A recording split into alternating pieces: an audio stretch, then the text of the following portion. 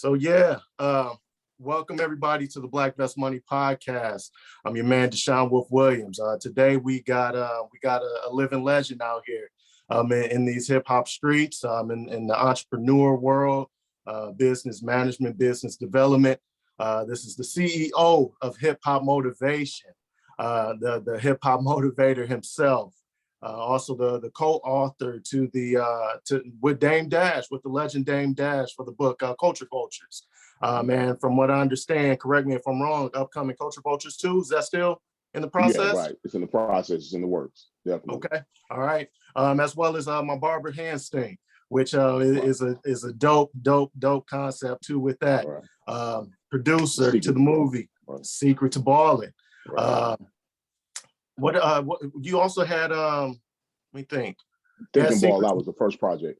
Yeah. Okay. Yeah. And I was gonna say, because that was one of the things that kind of brought me into just your whole circle and everything, man. So okay. Big brother Keyatta Griggs, bro. Again, welcome, man. Appreciate you for coming in. Oh yeah, anytime, man. Peace to all. Yes, sir. Yes, sir. Yeah, so I mean, for those who may not know, outside of the brief description, you want to tell everybody kind of who you are, where you are, and what you got going. Yeah, man, like you said, man, I'm a barber. I was a barber by trade for I own my own shop for over like 17 years on Crenshaw Boulevard. Probably actually, now I think about it, probably like over 20 years, but on Crenshaw Boulevard in Los Angeles. I'm from LA, but I moved around a lot as a kid. So I grew up in Tennessee, Jackson, Brownsville, Tennessee, North Carolina, Charlotte, Gastonia, Kings Mountain. And then I lived in Cleveland, Ohio for like every summer I was out there with my father. My father lived in Cleveland, so I was out there. And then when I came back to Cali, I was in San Bernardino, Long Beach, and then LA, of course. So my side of town is known as the west side of LA, which is off of Slauson. Same side as Nipsey. Yeah, RIP to Nipsey, man, for sure. What brought you back to LA? Just moving around, man. Being a kid, my mom was moving. She was married to a truck driver at the time, my stepfather. And so we was kind of like, we moved in the middle. And then, when things went different with them, we moved back to Cali, and then we've been here ever since. Okay, dope. Yeah. When you got back to LA, was that something that you jumped right into, just as far as the barber, doing the barber thing, or like how'd you get back into business? Because LA, pretty big area. You know what I'm saying? Yeah. Well, for barbering, what happened was it was due to not being able to go get my hair cut every week like I wanted to when I was a kid. Okay. I was about like 12, 13 years old, and because of that, my aunt, rest in peace, she took me to buy some clippers. She bought some clippers for me. And she told me that, every young man should learn how to groom themselves. Mm-hmm. And so from there, and then she gave me money for the haircut the day she gave me the clippers. I went and got my haircut. And then she said, start practicing around your own haircut every time you get a haircut. Yeah. And from there, man, I actually had a gift at doing it, because I had an artistic ability before that, right. Drawing and stuff, Transformers in the 80s and all that stuff. And right. Then I just kept going, and then I started cutting family and friends, and it developed into a real craft that I was able to use and utilize to not only make money, but to connect with people. Yeah. I said being a barber, man, it is one of the most, in my opinion, one of the most underrated, professions. Because my uncle, man, he was a barber as far as I know. And I mean, that man got money from the day I can remember, you know what I mean? Oh, yeah. It's definitely a healthy profits if you take care of the business, man. It'll take care of you, exactly. Man. Like I tell people, one of the most important aspects of barbering is just really having an organized time slot that you're at the shop and the time that you leave and spend those days, and then you got to respect that time. Some people they try to come into the game with just starting off with appointments and then just coming anytime they get ready and stuff like that. But you'll suffer in the end because sometimes people don't make appointments. They just want to pop in, or they might send one of their homeboys in, a homegirl in to get a cut or whatever it may be. And you're not there. If you're not there, you can't make money. So that's a fact. It's all about time. That was one of his downfalls. He didn't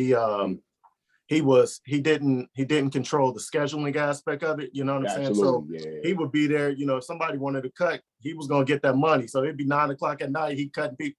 Like, man, if he would Yeah, have, and that's cool because I know people like I know some barbers and beauticians that they started doing hair say at like 5 o'clock until Mhm, 12, mhm. and if that's your time, you got to stick with that. You know Yeah, what I'm yeah, saying? yeah, Even when you don't have people, I just, made it a rule for myself to always just be on deck regardless of what's going on. I met a lot of good people that's a doing that, fact. man, because walk-ins come in and and not only that, you have to utilize that time when you're sitting at your station. So I used to read a lot of books like Yeah, 48 Laws of Power was one of the most standouts. yeah, Think and Grow Rich. I read yeah, that so many times. yeah, The Power of Now by Eckhart Tolle and, yeah, et cetera, man. That's how it started with me writing and start my own projects because it was like I had so much time building my clientele, but I didn't just waste the time not doing anything and not feeding myself some information that can really, yeah, develop my mind, and yeah, exercise my mental faculties. And that's what I yeah. did.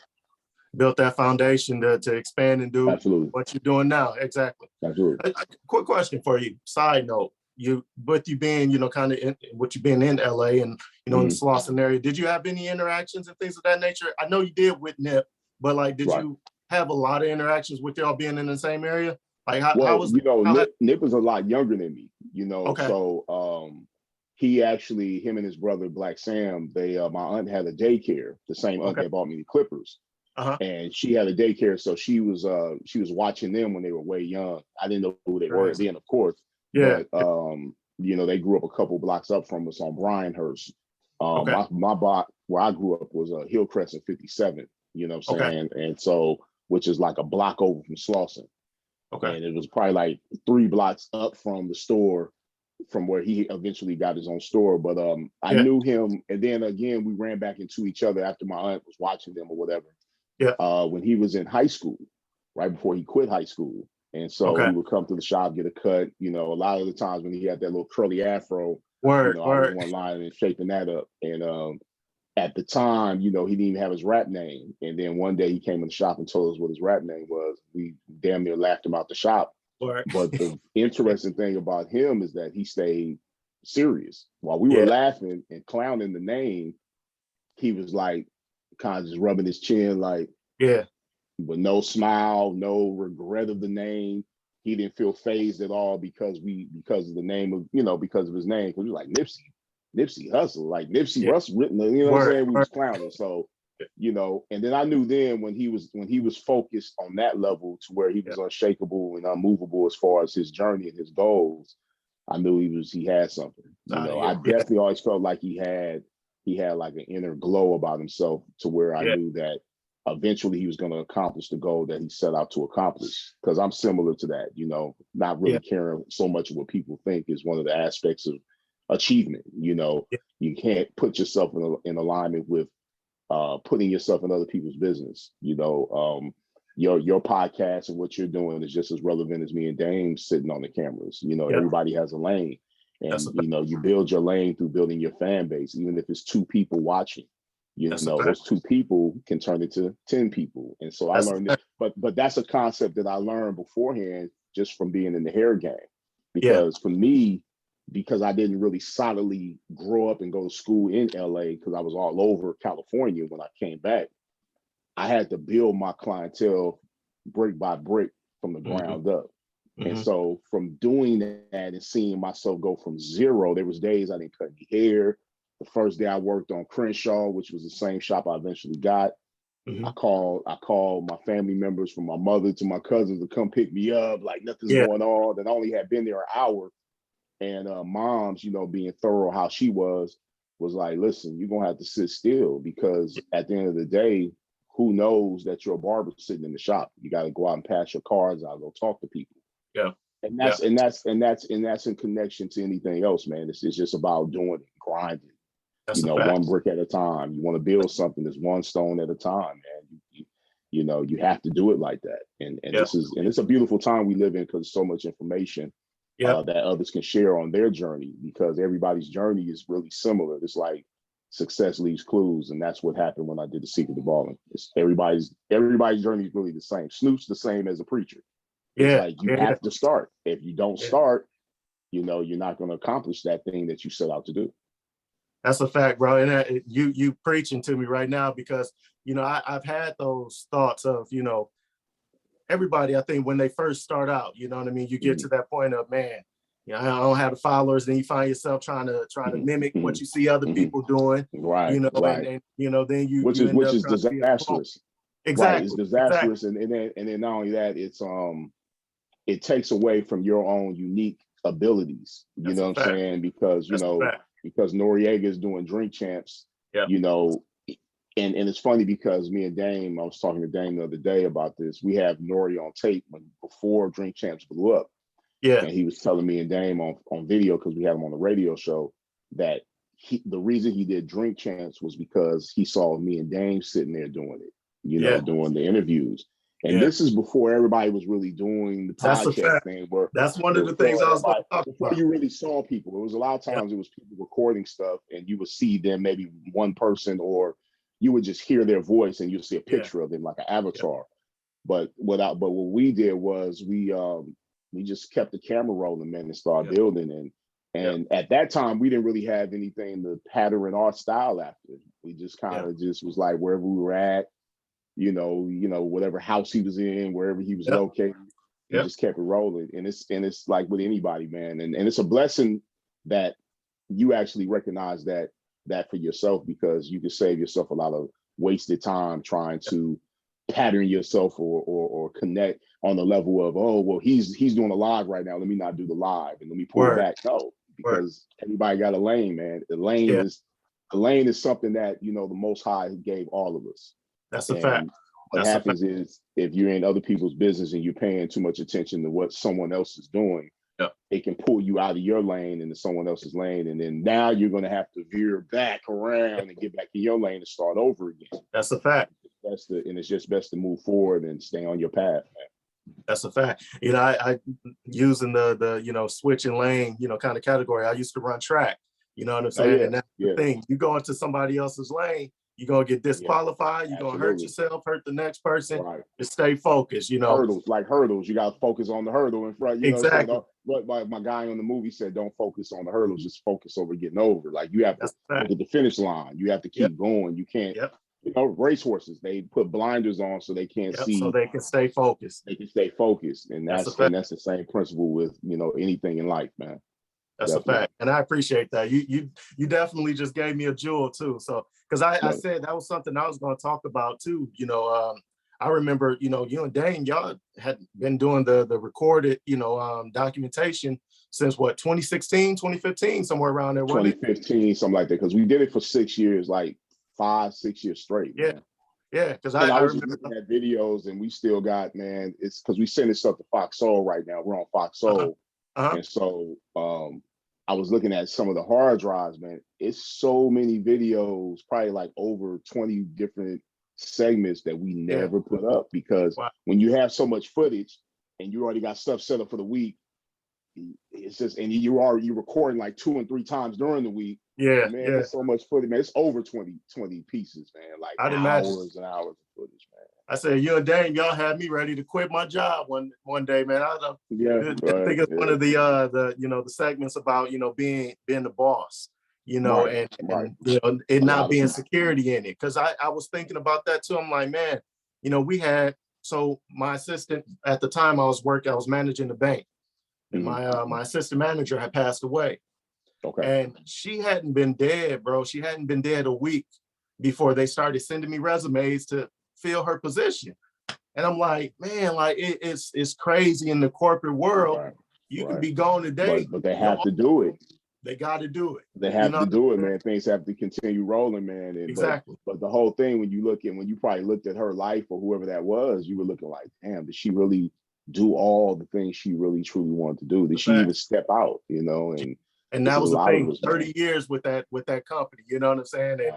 Wow. They replace you within 4 days. You know what I'm saying? Like, it's crazy. Right. But speaking of Dame, like, how did your relationship get started? Through barbering. Actually, a guy by the name of Walter Millsap, I was cutting. He was a up and coming producer at the time. He eventually had a group called Mindless Behavior. He did a lot of stuff for Immature, and he did a lot of stuff for he did some stuff for Beyonce. He was on her album. He's a producer, songwriter. And I would cut him so fresh, man. Like I have him precise. Yeah. And not knowing that he's going around all these different record label execs and producers and big time people, because that's just how I was turning them out. You know, that was like in 90, shoot, man, like 97, maybe 98, you know, and this is like, what album was the one with $1 million on it? Like the second album around that time, like right after that. And I was turning them out. And then a guy by the name of Jay Brown, I don't know if you're familiar with who Jay Brown is. Jay Brown is who runs he's the one who I don't know if he still does, but he runs Rock Nation. Okay. And he owns the Rihanna brand. Okay. So wow. Jay Brown is a big deal in the industry. And Jay Brown and Dame were best friends. Okay. Dame is who taught Dame taught Jay Brown the game and the business of how to move in the record industry. Okay. And they're all still with Dame. I mean, with Jay now. And so he got in contact with me through Wall. He was like, man, who cut you up? And once I cut Jay Brown brought me into Rockefeller. And so I started cutting Dame, Biggs, Jay, and Kanye, and, you know, and, PD Crack, all these different people coming through, you know what I'm saying? And it was beautiful times, man, because I saw even with them that, you know, you see the smoke and mirrors when you're behind the scenes. You get to see like, you know, it appears one way, you know, because that's how you're supposed to market it. But the one thing that I did enjoy seeing the most was that raw essence of friendship and brotherhood. Yeah. You know, and how like the happiness of, oh man, we just accomplished this and we just went #1 here. And, you know, the Sprung song is out and, you know, we're doing it, we moving. And I mean, if I could repeat and go back to that time, man, it was like, I would even go back as a fly on the wall once again, because that was just, I mean, just hearing and listening, because I've always been an audiobook listener. Yeah. You know, I developed my listening skills and just sitting still and just, you know, paying attention to things around me to get information and little cues on what I need to do. And man, I sat there, man, sometimes all you heard was the Clippers buzzing, man, and her talking. I didn't say nothing. I was in there like, damn. You know, not on some shy shit, but just on some like, man, I want to soak up the game. Yeah. Right. You know, and that's what it is. And that's how I do with my clients in the shop, man, from pimps to gangsters, hustlers, lawyers, doctors. I done cut them all, man. And every human being every person I've cut in the shop has some form of information to give you, man. And it's the same thing going around there, you know, definitely. That's definitely one thing, you know, that I live by now, you know, more so as I'm getting older. You know, I say it all the time, man. I'll sit back and I just listen. You know what I'm saying? Whether it's good or bad, people gonna tell you what you want to hear and what you need to hear. You know what I'm saying? Beautiful thing with the ears, man. It's a beautiful thing with the ears. If you really pay attention to it, it's like, you know, some things you don't hear when people are talking. That's a fact. Because vibrationally at that time, it might not be for you. It went over your head. It may have went over your head, or it may be a lower vibration of information that just doesn't resonate with you because someone's talking about, say, 50 Cent or some other rappers, or, you know, silly, some ghetto shit that you're just not on. No, you might not be on that frequency. And if, you know, and that's the beautiful thing with the ears. It's the inner soul. It goes in, and it's like music. Some music hits us and touches us, and then some music is like, take a little while. Right, take a little while, you know, and then this is what it is, man. It's like the frequency will reveal itself during the listening sessions, you know, and where you're at. That's a fact. And that's you dropping jewels on me right now. That's a fact. You had mentioned in a video a few years back, it was Failing to Succeed. I don't know if you remember that. Failing to Succeed, but you spoke on basically on not being, you know, the best right now, right out the gate. You won't always be the best, but the key was to not stop, basically. Right. Can you expound on that like a little bit? Yeah, well, Failing to Succeed, man, is something that a mantra even to this day that I live by. Like really for me, more than anything else, when I wrote Think and Ball Out, I didn't know how to write a book at the time. That was the first thing. I knew that I wanted to do something on the level of self-help. I wanted to help people that were around me, and but I wanted to speak to them in a tone that they could resonate with and understand the frequency that they grab. And I didn't know how to do it. And so what I did was, at the time I was managing a producer and a songwriter named Jay Henny the Business. And Henny the Business, he did stuff for Young Money. Eventually he did Strip for Chris Brown. Tons of work, man. A great guy, a very talented producer, still to this day. And we got in that studio, man, and just started recording what I started writing. I didn't know how to start it. I didn't know how to do it. And in the beginning, there were certain failures that came across, that came in front of me. But at the time, when I look at it now, like if I listen to Think and Ball Out now, I can hear things that I could have did better. Yeah. But what happens is there's a beauty in the mistake. There's a beauty in not knowing. There's a beauty in it, because at that point, you get to develop your own skills and your watchful eye of what to look out for the next project and the next thing you're doing, you know. And so even interviewing, putting certain people on my project that we couldn't even use the recordings, because I didn't understand how to get them ready for it. You know, so many different things that set me up for the secret to balling eventually. You know, and the failure of that, which turned out to be some of my best work, still to this day, people talk about it. And I'm glad they do. You know, I love it. You know, Think and Ball Out is I didn't really release it on a major level like that. I have not yet, you know, because Les Brown told me not to, you know, the motivational speaker, because I gave him a copy and he was like, yeah, this is like my magnum opus project. The day I started writing the project, I got shot. And so, you know, the day I came up with the concept of HipHop Motivation, an hour later, I got gunned down. And so I don't think I knew that, bro. And I thought I knew a lot about y'all. I know that. Okay. The day that happened, you know, I was at the barbershop. I was on my way to cut meth up from Wu-Tang. And I picked my children up, dropped them off because my daughter wasn't looking right. They were actually supposed to be with me when I got shot.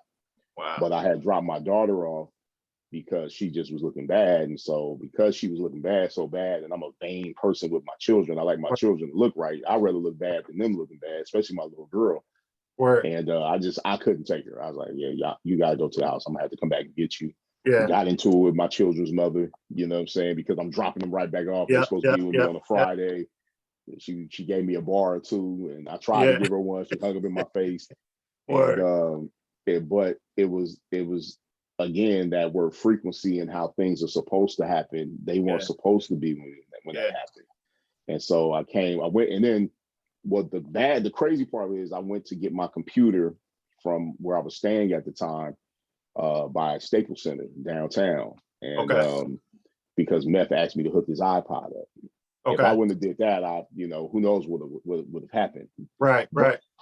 He didn't even ask me to bring it that day. He just asked for a cut. I could have just went to him, cut his hair, and either day he wouldn't have said nothing about it. Right. But I was like, let me go get my computer so I can hook his iPod up, because everybody knows I got all the music and stuff like that. And I didn't make it in, man. Guy came out of nowhere and put the gun in my face and started shooting me. Hit me 6 times. Stood over me with the gun, put it in my face to finish me off. Click, click, click. No more bullets. He ran off. The cops came up, harassed me in that situation, as they do. As you sitting, as you laying down. Right. With bullets. They came up and were kind of sarcastic. And the guy that walked, there was a Hispanic cop and a white cop. And I still remember, like, my face is on the ground like this, and I'm looking up at him and I'm begging for help. Please help me. He was like, hey, and he had a smile on his face. He's like, hey, what you do to deserve this? Wow. And I was like, please help me. Please help me. And mindful of the fact that I never gangbanged. I never sold crack. When I did hustle or did anything, when I was younger or whatever, probably some zones of weed or something silly, something like that, just to get the money, but nothing that was gonna really just destroy anyone. And so then the white cop asked my name. I couldn't really breathe, so I couldn't project my words because I was hitting the liver and the lung, and it was crazy. And so I was like, "Can y'all please help me?" He's like, "What's your name?" I was like, "Yeah, help me, please." He's like, I don't understand you. If you can't tell me your name, we can't get you any help."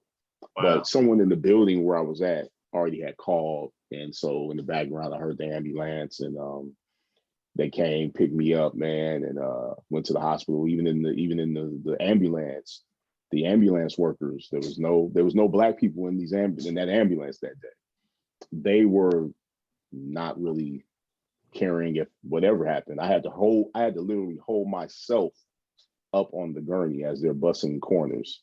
I'm glad they got me to the hospital in time, but it just shows you that, you know, the care concept is something that has been long gone in a lot of our people in the world today. Not even just a race of people, it's just people in general. They don't understand the care concept. That's a fact. You know, you made a comment here over the last day or two on Instagram. Said you wish people loved each other as much, or you wish Black people loved each other. Oh yeah, loved each other as much as they love Jesus. Yeah, definitely, man. You know, and I it took me a second to really, you know, think on that, but it's a fact, you know, especially now, man, you know, just within the political arena, you know what I mean? Mugs got voices that they ain't have, you know, 10 years ago. You know, it's a newfound sense of confidence, you know, coming from these people, you know what I'm saying? But there's so much going on, man. It's like, you know, COVID and stuff like that, and it's leaving everyone out here to scramble for themselves. You know, you don't know if things are going to shut back down. You don't know if, you know, your families are going to remain safe. So, you know, there's a lot of things that are actually targeting people's own, you know, mental psychosis, and it's making mental illness arise in certain people at an all-time high, because the worry and the fear concept and those things that are going into your mind and happening in the world today are producing some, you know, so much worry and fear that it's taking people out of their own zones and away from the spiritual aspect. You know, they're so in fear of death that they haven't even taken the time that it's inevitable that we all have a date. You know, knowing that alone will take you out of the fear zone of worrying about death, you know, which is actually, you know, called a sin in the Bible. You know, it's living in iniquities, and you know, you're worrying and you're fearing something that is inevitable. It's going to happen. It's going to happen. So if you even go there while this stuff is going on, you know, you actually can breathe a lot deeper and feel more of a connection, man, and just do what you can do now, right now in the now, man. Don't waste time, because we all think we have more time, you know. But that's the fact. Until we don't. Until we don't.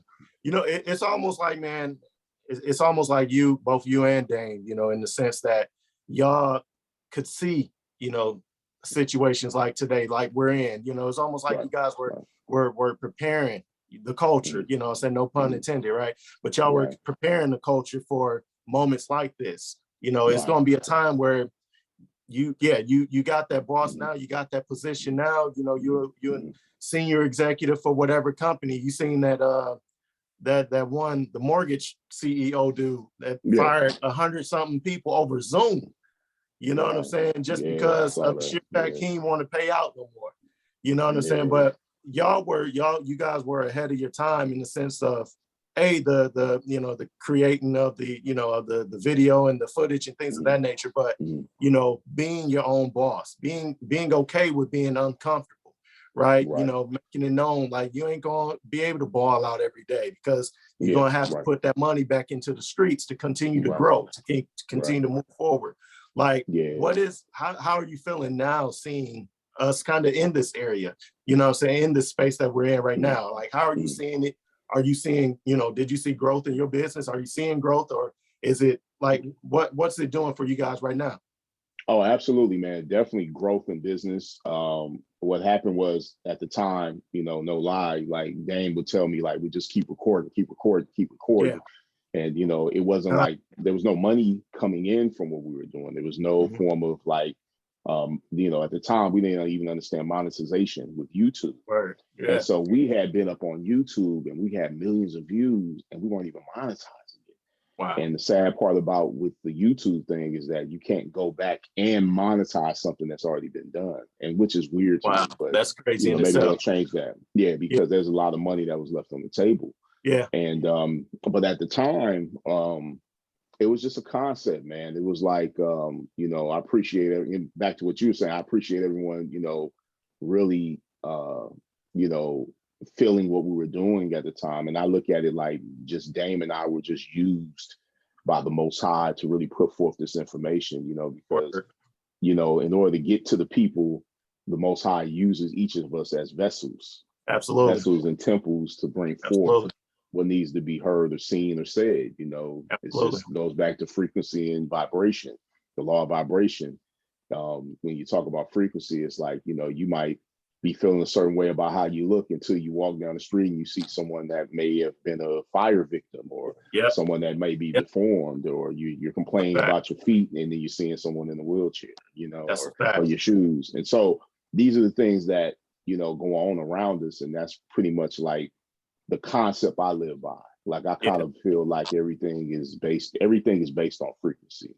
And, you know, us sitting on this video platform right now is a form of frequency, you know. It happened on time. I was a little late coming in, but it's all good, you know, because I had to wait on, you know, because I'm a father. So, you know, I have to make sure that they are all right. You know, it's a 2-year-old and my 7-year-old son. So, but everything's on time, man. And everything happens in accordance. And now, you know, that we're on Fox Soul and the book is selling and different things are going on. And I look back over it, man, I'm just proud of the accomplishment to stick with it, you know, and that's one of the main things, you know, besides telling people, you know, don't worry so much about failure, is that you stick with anything, man, it's going to be some form of development, you know, and something that's going to happen, but you have to care. If you don't care enough to put those videos together, if you don't care enough to give people this solid information, you know, it's the concept now that I use that, you know, it's like eating food and not defecating. It's like getting information and reading or getting laced with some game from somebody, and you don't circulate it outside of yourself. That's a form of mental and spiritual constipation. And as we should know, with any constipation or anything that doesn't circulate, it dies. And so it's the same thing, as above, so below. So just like defecation, when we eat food and try not to go to the bathroom, drink fluids and try not to urinate, it's the same concept as taking in information and not giving it to people. Some people don't do it based on they don't want someone to come up. But again, everyone has their own lane. Somebody that you might give the information to might come up faster than you did, financially, maybe. That's a fact. Who cares? Who cares? Because the name of the game is lane. It's staying in your lane, staying focused on what you're doing, but circulating and helping people along the way, man. Because I'm a firm believer in everything circulates, everything vibrates, everything comes back to you. Everything is a form of cause and effect, you know, and the name of the game is, you know, creating new causes that produce new effects and greater effects that you've already seen. And that's the thing is, man, it's enough out here for everybody. You know, I seen a stat, there's like 1.3 billion people on Instagram or something crazy like that. You know what I mean? And you know, we hear the saying crab in a barrel, you know, but I think it's actually Jay or somebody has said, you know, that's because crabs ain't supposed to be in the barrel in the first place. You know what I'm saying? It's a thing, you know, you that's one thing that, you know, one of my big homies here, you know, he helped me out in a lot of, you know, in some of the real estate. He helped me get in, you know, the real estate game, got a couple of my first investment properties was, you know, through his help. But this dude, you know, he owned half of the city, man, you know, but his thing is he never retains that information. He gets it, he gives it, you know what I'm saying? And that's that's what he'll tell you every time before he's about to, you know, before you go to the closing table, all I ask that you do is just give some information out, man. Ain't that something, man? And I bet not knowing this brother, but I bet his life, he feels a certain amount of fulfillment from that. Like, and it doesn't, sometimes it don't have nothing to do with money, because a lot of times we get caught up in the money thing. Which is what, you know, we need to pay our bills and do what we need to do. But at the end of the day, you know, going back to the death concept, is it really real? Is it really something that should just be strived for? Should your paycheck just be the only thing to be strived for? Yes and no. It holds a great polarity of yes and no, because you need it, because it's just as important as oxygen. You need your money. You gotta pay your bills. You gotta, you know, take care of your children and do what you have to do. But at the same time, the other side is, what about energy? Energy is money and time. So do you put energy into yourself and what you want to do? And this is what Dame and I were really trying to implement and bring forth. And that's why a lot of times you didn't hear me say anything, because I wanted to give people a close vision of someone that made millions of dollars. because I always, when I would leave Dame and Jay and Diggs and I would be sitting there like listening to all this information, I used to come back to the shop and try to relay it to the barbers in my shop. Yeah. And you know, when you're relaying information, I couldn't tell them everything I heard, but they were just amazed. Like some people were amazed, some people were like, what are you talking about? Yeah. But you know, that was my concept and why I wanted to always bring and circulate that information to people so they can get a glimpse of what it really takes to be an entrepreneur. And more than anyone else, our people, Black people, you know, it's for all people. It was for all people. I was doing it, you know, because I love all people, but I have to keep it real. And it was for my people because I know that, you know, on purpose, we've been left in the dark on purpose. That's a fact. Given the light of information a lot of times. And when we do get the light of information, it's through things that a lot of us don't like to do, which is reading. You know, a lot of us don't like to read. A lot of us don't like to listen to those 2-hour seminars, or we don't go to school unless it has something to do with a job. You know, and so or getting rich quick. I wanted to show them firsthand. This guy, you know, had his GED. This guy never went to college, but he had a concept that he wanted to achieve with his brothers, and he did it.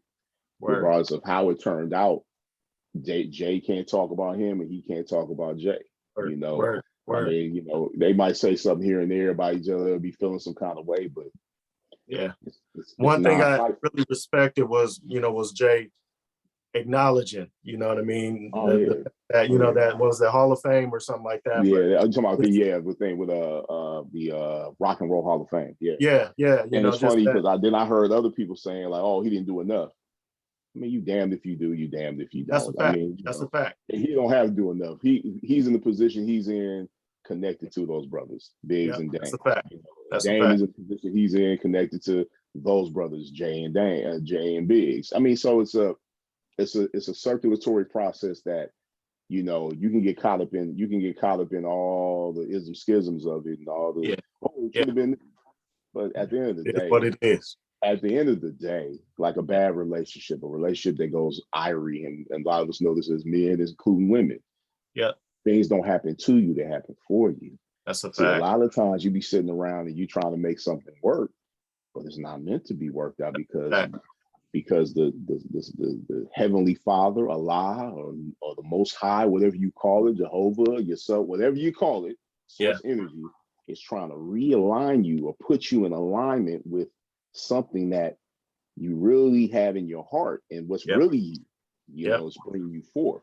And that's where you're seeing Dame it's really the happiest probably he's ever been. I've been around him when Rockefeller broke up, and to now I see him as being happy because he's actually, his heart, everything he's doing is a heart alignment.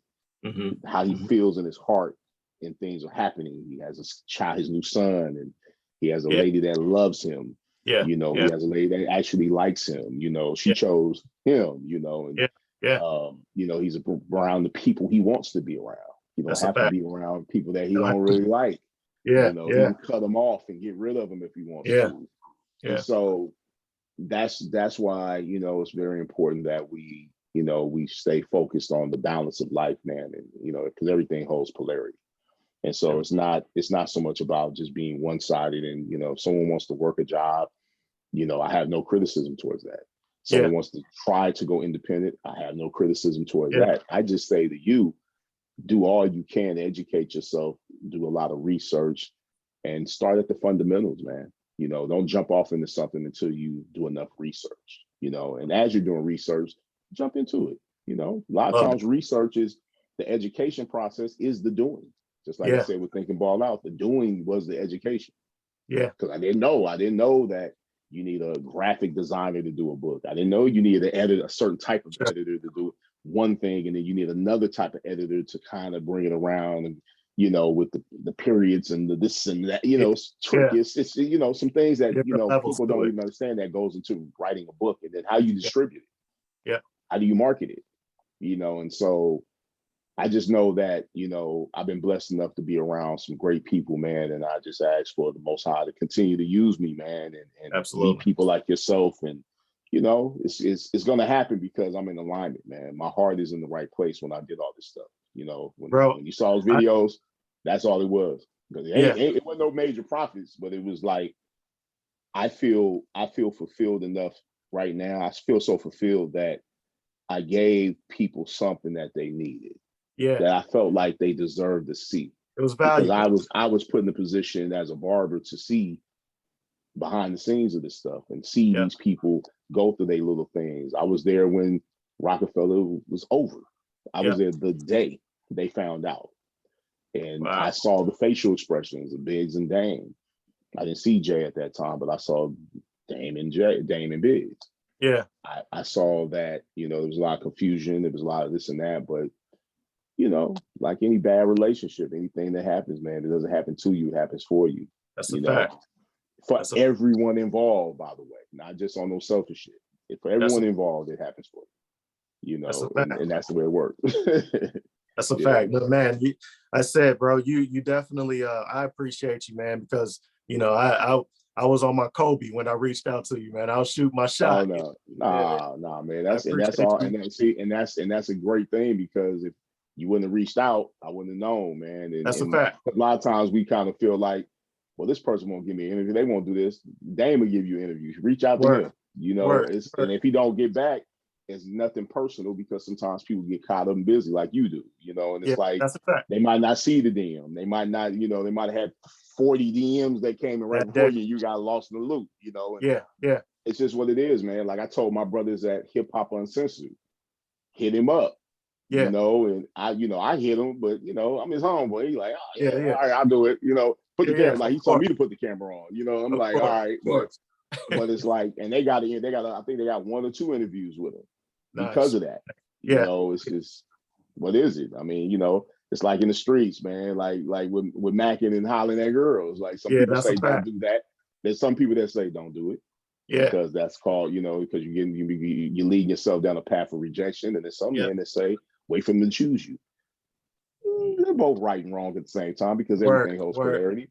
But if you don't shoot your shot, or if you're not posing to be chosen, if you ain't in the position to be seen, how you gonna know if you don't say hi? You lose either way on that end. Yeah. How could she even know that you're there? You know, you saying hi. You know what I'm saying? So it's like anything else, man. Business, life, everything is connected, man. Everything is everything. And we can take that concept and bring it over into the business world. You shoot your shot. You try. You know, and as we say in the hood, let your nuts hang. That's a fact. You're gonna have to. You're gonna have to man up and let them hang. You know, that's a fact. That's a fact. You might have to take a fair one when you was growing up. You're gonna have to catch that fade, and that's the thing, man.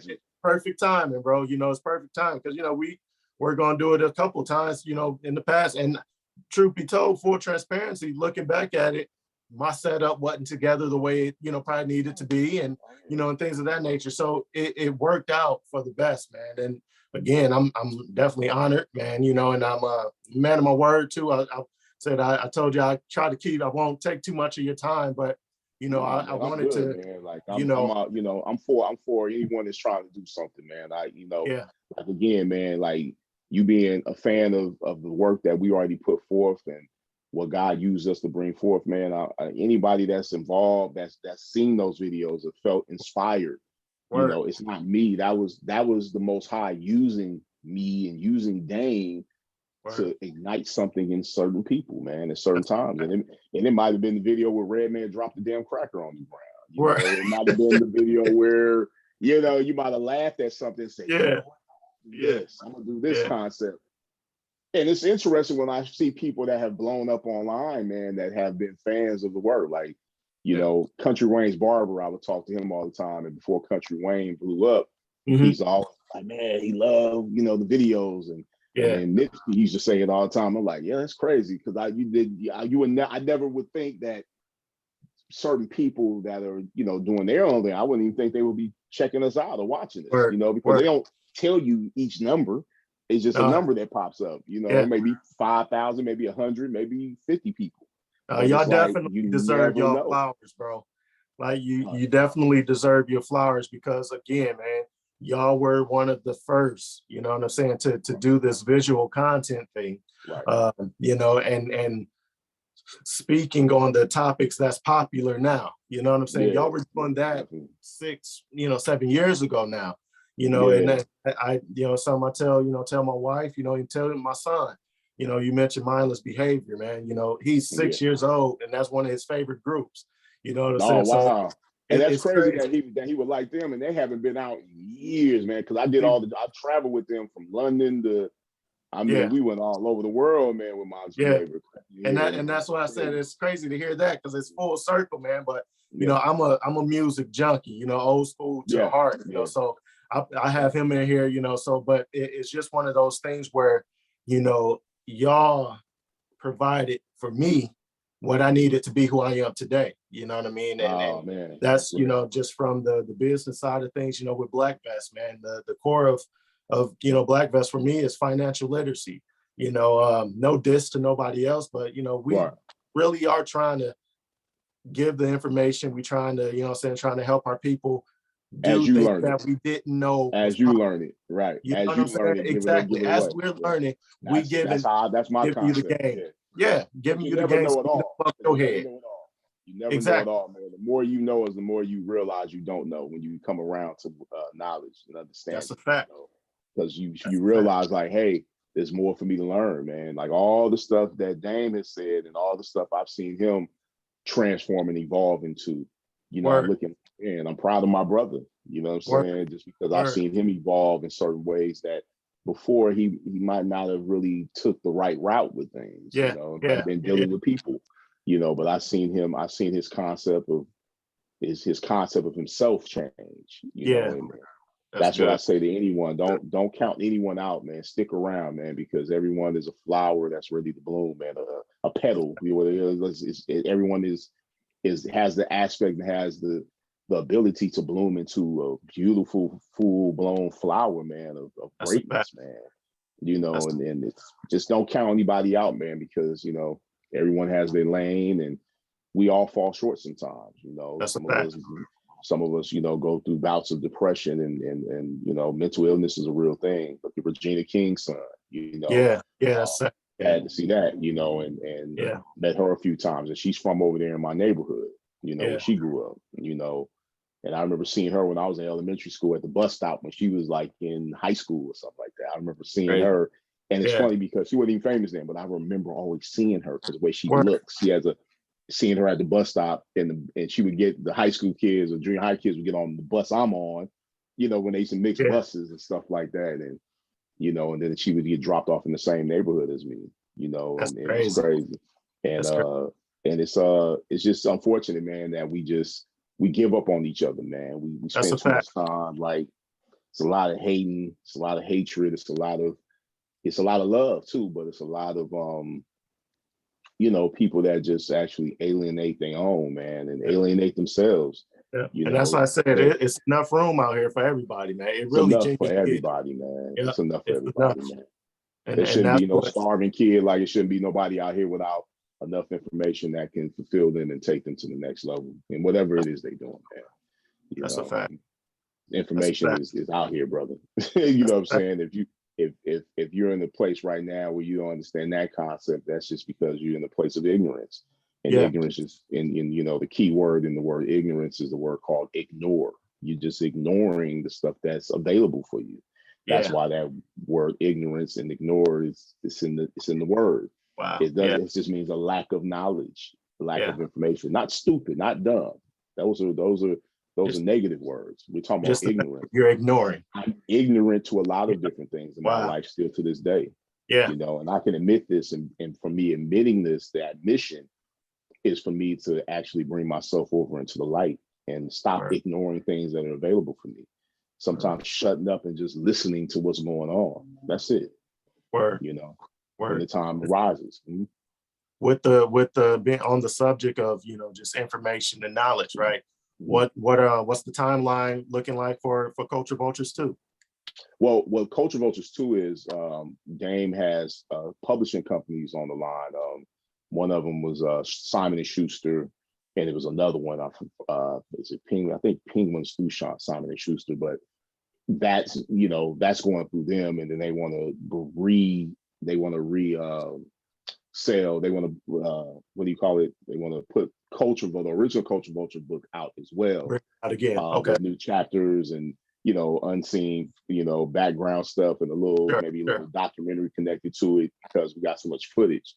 And so it could be maybe, I would say, shoot, it's not going to be too soon, but I know that we're going to be moving on a lot of stuff in a minute. You know, you're going to be seeing more the channel being, because I haven't used the channel since, man, and it's crazy because I didn't use it for money. I didn't use it for like making myself big and famous and doing this and that. I used it for the information when I felt inspired.